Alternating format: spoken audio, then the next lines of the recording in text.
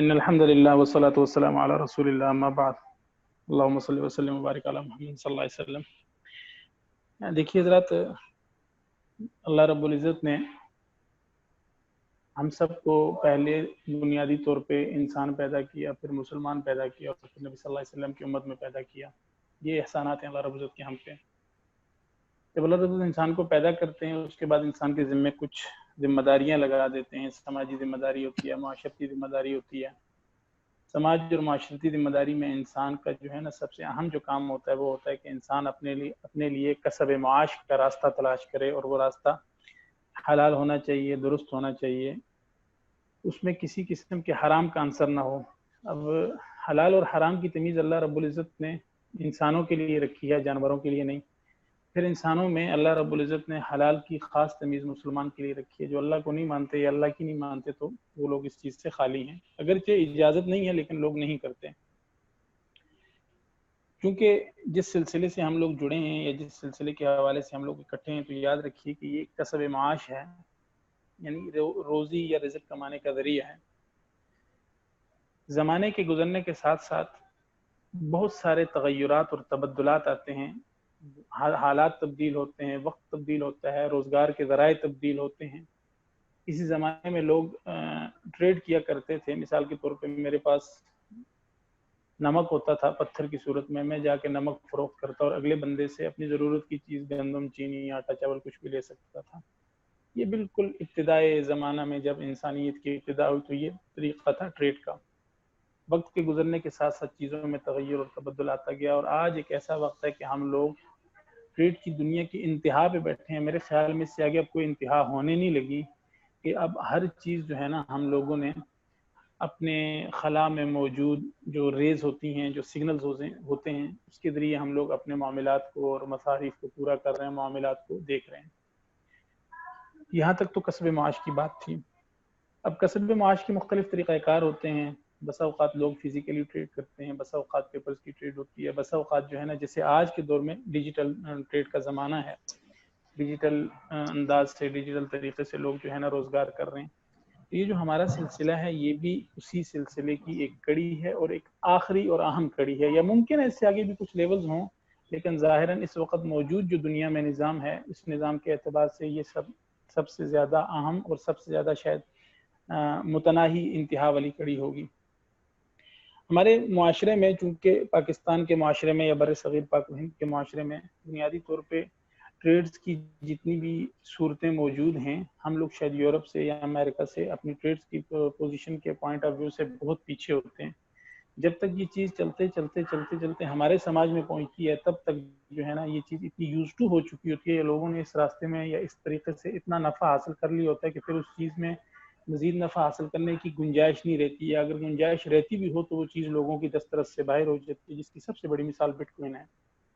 اب but coin بھی ظاہری طور پہ دیکھا جائے ابتدا میں جب ہمارے معاشرے میں اس کے حوالے سے سوال جواب ہوئے تو پہلے تو کانسیپٹ کلیئر نہیں تھا، اہل علم طبقے کی ہاں بذات خود کانسیپٹ کلیئر نہیں تھا کہ بھئی یہ چیز کیا ہے۔ اب جب جا کے کانسیپٹ کلیئر ہوا تو وہ چیز ایک عام انسان درمیانے درجے کے سماج کے بندے کے ہاتھ سے اور اس کے اختیار سے بہت باہر جا چکی ہے کہ 17 لاکھ یا 18 لاکھ روپے کی جو ہے نا وہ ایک آئٹم ملتا ہے، ایک سکہ ہے، اس کی جو بھی پوزیشن بنتی ہے۔ تو یہ جو ہمارا سلسلہ ہے، اگرچہ ہمارے ملک میں وقتی طور پہ یہ اتنا معروف نہیں ہے، لوگوں کو اس کی ہو نو نہیں ہے، اس کی وجوہات بہت ہیں، الٹریسی ریٹ بھی ہے، اور اس کے ساتھ ساتھ جو ہے نا لوگوں کا رجحان اس طرف نہیں ہے، لوگوں کا شغف نہیں ہے اس طرف۔ اس وجہ سے ممکن ہے جب آپ سوسائٹی میں کسی سے بات کریں تو وہ اس کو مذہب کے پیرائے میں بھی پرکھے گا، سماج کے پیرائے میں بھی پرکھے گا، اور بہت سارے لوگ ایسے بھی ہوں گے جنہوں نے اس سے قبل اس طرح کے معاملات سے کوئی نقصان اٹھایا ہوگا بوجہ دھوکے پن کے، یا بوجہ اپنی مقصد، یا میری جو گفتگو کرنے کا جو مجھے آپ حضرات نے کہا ہے وہ میں مذہبی پیرائے سے کروں گا۔ ہم اس کو بہت آسان انداز میں یوں سمجھ سکتے ہیں کہ یہ بھی ایسا ہی ہے جیسے ہم لوگ کسی دوسرے ملک جانے کے لیے اس ملک کی کرنسی خریدتے ہیں، ٹھیک ہے نا جی، امریکہ جانے کے لیے ڈالر خریدتے ہیں، سعودیہ جانے کے لیے ریال خریدتے ہیں، وغیرہ وغیرہ۔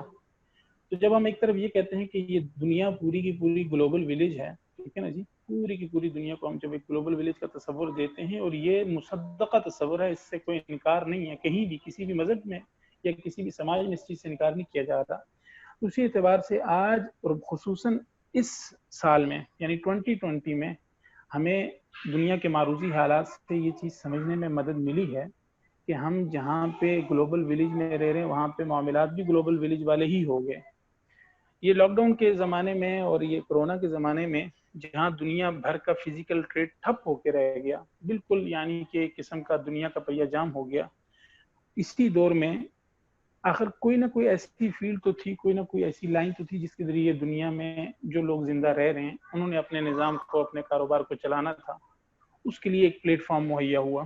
وہ پلیٹ فارم کیا ہے؟ بہت سمپل، سیدھی سی آسان مثال کے ساتھ میں بات سمجھاؤں گا کہ وہ یہ ہے جیسے ہم دوسرے ملک جانے کے لیے یا اپنی ضروریات کو پورا کرنے کے لیے کرنسی پرچیز کرتے ہیں اور پھر اس کرنسی کے ساتھ ٹریڈ کرتے ہیں، بیان ہی یہ بھی اسی کی جیسی مثال ہے. صرف فرق اتنا ہے کہ وہ جو کرنسی ڈالر یا درہم کی صورت میں ہوتی ہے وہ فزیکل نوٹ کی صورت میں کرنسی ہوتی ہے، اور یہ جو کرنسی ہے مثال کے طور پہ ایتھیریم ہے تو یہ فزیکل تو نہیں ہے لیکن ڈیجیٹل ہے. ٹھیک ہے نا جی. پھر بس اوقات آپ کے ذہن میں یہ بھی آ سکتا ہے یا کوئی بندہ یہ بھی سوال کر سکتا ہے جس کو تھوڑی بہت معلومات ہوں دینی فقہی احکام کے بارے میں کہ بھئی جو چیز خریدی یا بیچی جاتی ہے اس کا وجود ہونا ضروری ہے. ٹھیک ہے نا جی. تو اس حوالے سے عرض یہ ہے کہ یہ جو چیز ہے اس کا وجود اس اعتبار سے ضرور اس کا وجود اس اعتبار سے ثابت ہے کہ اس وقت دنیا میں مختلف ممالک میں اسی کرنسی، ٹھیک ہے نا جی، اسی کرنسی سے آپ خرید و فروخت کر سکتے ہیں. اس کی ATM مشین موجود ہیں یا اس کو آپ کنورٹ کر کے اپنی ضروریات کی زندگی کو پورا کر سکتے ہیں. یہاں تک تو بات آ گئی جس کرنسی کو یا جس چیز کو لے کے آپ نے ڈسکس کرنا ہے یا جس چیز کو لے کے آپ نے اپنے کاروبار کا آغاز کرنا ہے. اب رہی بات طریقہ کاروبار کیا ہے. طریقہ کاروبار کے حوالے سے یاد رکھیے کہ دنیا میں اور خصوصاً اسلامی دنیا میں، مسلم دنیا میں جو کاروبار کے جائز اور مروجہ جو طریقے ہیں وہ بڑے یعنی کہ واضح ہیں، چند ایک ہیں جن کو انگلیوں پہ گنا جا سکتا ہے. جہاں تک میں سسٹم کے بارے میں سمجھا ہوں، میرے سامنے یہاں پہ جو سسٹم ہے فورسیج کا، اس میں دو طرح کے جو انہوں نے یعنی کہ سسٹم رکھے ہوئے ہیں. اس کی تشبیہ یا اس کی مثال جو ہے نا ہماری اسلامک جو ٹریڈنگ ہوتی ہے اس میں دو چیزوں سے ملتی جلتی ہے. ایک ہے مشارکت یعنی شریک کار کی صورت، پارٹنرشپ کی صورت، اور دوسری ہے مضاربت. مضاربت کا کیا مطلب ہوتا ہے کہ ایک شخص پیسہ تو لگا لیتا ہے لیکن کام نہیں کرتا. ٹھیک ہے نا جی. پیسہ کسی کا ہوتا ہے، کام کوئی کرتا ہے اور منافع دونوں کا اکٹھا کرتے ہیں یا منافع دونوں کو ملتا ہے. تو یہاں پہ جو آپ کے پاس پورشن ہے X4 کا، شاید میں یہ صحیح کہہ رہا ہوں یا اگر غلط ہوا تو آپ حضرات تصحیح کیجیے گا، کہ یہاں پہ بھی تقریباً ملتی جلتی یہی صورت ہے کہ ایک شخص انویسٹمنٹ تو کرتا ہے لیکن اگر اس کی ٹیم میں 2 سے 4 افراد ہوں اور وہ کام اچھے انداز سے کریں تو اس کا پروفٹ یا اس کا جو یعنی کہ اس کا جو روزگار میسر آ رہا ہوتا ہے وہ انویسٹر کو بھی ملتا ہے اور اس کے ساتھ کام کرنے والے افراد کو بھی ملتا ہے. ایسے ہی ہے خالد صاحب؟ میں غلط تو نہیں کہہ رہا ہوں؟ جی مجھے کنٹینیو کریں ماشاءاللہ، کنٹینیو کریں پلیز. جی. جبکہ جو دوسری صورت ہے آپ کے پاس X3 کا جو لاٹ ہے یا X3 کا جو پورشن ہے اس کی مثال ہم اپنی کاروباری صورت میں لے سکتے ہیں پارٹنرشپ پہ، جس کو ہم شراکت کہتے ہیں یا مشارکت کہتے ہیں، کہ ہر شخص اپنی حیثیت اور اپنی قوت اور طاقت کے مطابق جو جتنی محنت کرے گا وہ اتنا اس کا صلہ پائے گا. ٹھیک ہے نا جی. بظاہر اب تک جو سسٹم میں نے دیکھا ہے یا جو آپ حضرات نے اب تک اس سسٹم کے بارے میں بیان کیا ہے یا جو دکھایا ہے یا میں نے انٹرنیٹ کے ذریعے پڑھا ہے، مجھے ظاہراً اس میں کوئی ایسی بڑی واضح چیز نظر نہیں آئی جس کو میں شریعت کی بنیاد پہ یہ کہہ سکوں کہ بھئی یہ ناجائز ہے. دیکھیے کسی چیز کے ناجائز ہونے کے پیچھے دو وجوہات ہوتی ہیں. بڑے واضح الفاظ میں دو چیزیں ہوتی ہیں، یا تو وہ سود ہوتا ہے، شریعت نے اس کو حرام کہہ دیا سو وہ حرام ہے، یا وہ قمار ہوتا ہے، قمار کہتے ہیں جوئے بازی کو، یا وہ جوا ہوتا ہے. ٹھیک ہے نا جی. تیسری چیز ہوتی ہے جس کو غرر کہتے ہیں، دھوکہ. عام طور پہ یہ تینوں چیزیں کاروبار میں حرام ہیں، یہ کسی بھی اعتبار سے حرام ہے. اب یہ جو سسٹم ہے اس سسٹم میں یہ تینوں چیزیں نہیں ہیں. نہ تو اس میں کوئی ربا ہے یعنی کہ اس میں کوئی سود ہے، نہیں، ایسا نہیں. دوسرے نمبر پہ اس میں کوئی یعنی کہ جوا ہے، نہیں بھائی جوا بھی نہیں ہے. اگر جوا ہے یا کسی کے ذہن میں ایسی کوئی مثال ہو تو ضرور بے شک وہ لکھیں، انشاءاللہ اس کو ڈیفائن کروں گا. تیسری چیز ہوتی ہے غرر، دھوکہ، کہ بھئی اس میں کوئی دھوکہ ہے. مثال کے طور پہ میری انویسٹمنٹ ہے یا میں $150 لگاتا ہوں یا اس کے ذریعے کام کرنا شروع کرتا ہوں، ایسا قطعا نہیں ہوتا کہ مثال کے طور پہ وہ $150 ہوا میں اڑ جائے اور کوئی شخص دھوکہ دہی کے ذریعے مجھ سے وہ ہتھیا لے. لیکن دنیا میں جتنے بھی کام کاروبار ہوتے ہیں، کوئی چھوٹا پروجیکٹ ہو یا بڑا پروجیکٹ ہو، اس سے پہلے اس کی شرائط متعین کی جاتی ہیں. اب جب آپ اس سسٹم میں داخل ہوتے ہیں، داخل ہونے سے پہلے جو ہے نا آپ کے سامنے چیز کو رکھا جاتا ہے، بیان کیا جاتا ہے کہ بھائی اس کی یہ ٹرمز اینڈ کنڈیشنز ہیں، ٹھیک ہے نا جی. اب وہ ٹرم اینڈ کنڈیشن جو ہیں وہ آیا حلال ہیں یا حرام ہیں، اس پہ بحث ضروری ہے، اس لیے کہ ہمارے سامنے اس سسٹم کی جو ٹرم کنڈیشن آپ حضرات نے بیان کی ہیں اس میں ظاہراً کوئی بھی ایسی چیز نہیں ہے جس کو ہم نقطۂ بنیاد بنا کے یہ کہہ سکیں گے بھئی یہ شرع کے مخالف جاری ہے کہ اس میں دو افراد میں سے کسی ایک کا حق مارا جا رہا ہے، ٹھیک ہے نا جی. ایک یہ غرر والی کہانی بھی اس سے نکل گئی، یعنی دھوکے والا سلسلہ بھی نہیں ہے. باقی اس نے اپنی ٹرم کنڈیشن بالکل اوپن رکھی ہے کہ بھئی یہ اوپن سسٹم ہے، اس کے ساتھ آپ اپنا معاملہ کر سکتے ہیں، ٹھیک ہے نا جی.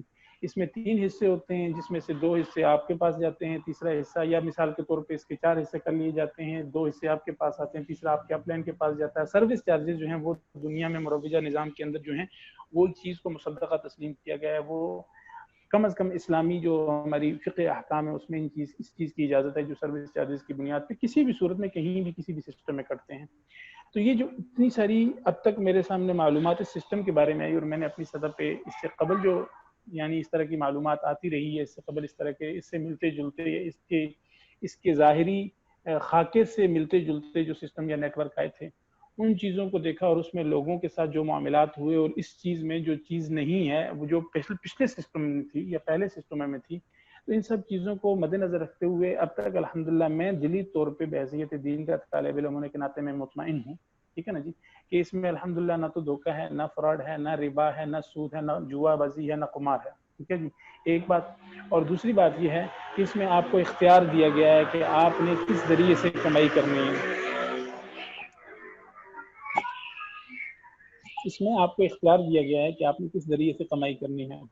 تو جب ساری چیزیں اتنی واضح ہوں، ٹھیک ہے، اس کے بعد کم از کم جب تک کوئی صحیح اہل فن اس بارے میں کسی نقطے پہ اعتراض نہ اٹھائے ٹیکنیکلی یا فزیکلی، یا جو بھی اس سسٹم کا طریقہ کار ہے یا جو بھی اس سسٹم کا طریقہ کاروبار ہے، کوئی صاحب فن اس پہ جب تک کوئی اعتراض نہیں اٹھاتا تب تک ہم دلی طور پہ اطمینان کے ساتھ اس سسٹم میں الحمدللہ کام کر سکتے ہیں. ہاں اگر کسی طرف سے کوئی اعتراض آتا ہے اس قسم کا تو آپ حضرات سے پہلے بھی میں نے گزارش کی تھی، میں اب بھی دوبارہ گزارش کی دیتا ہوں کہ آپ حضرات بلا تکلف مجھ سے رابطہ کر سکتے ہیں، اس بھائی کا سوال مجھ تک پہنچا سکتے ہیں، ان کو نمبر دے سکتے ہیں. انشاءاللہ میں کوشش کروں گا کہ قرآن و سنت کی روشنی میں جو ہمارے پاس کاروبار کے احکام ہوتے ہیں ان احکام کے ذریعے اس چیز کو ہم لوگ کنکلیوڈ کر سکیں. جزاک اللہ خیر. السلام.